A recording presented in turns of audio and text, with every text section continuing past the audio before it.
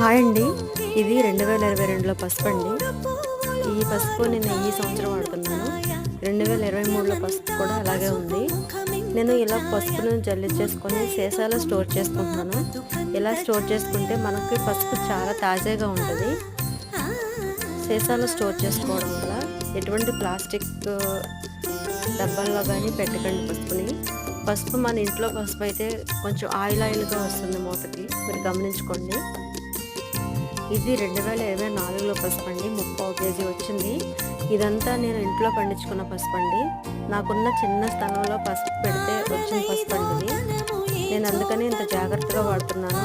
పిల్లలకి స్నానానికి కానీ, వాళ్ళకి జలుబులు దగ్గులు వచ్చినప్పుడు వాళ్ళకి పాలల్లో వేసి ఇవ్వడానికి కానీ, నేను బయట పసుపు అంటే నా పెళ్ళయిన దగ్గర నుంచి నేను ఎప్పుడు కొనలేదండి.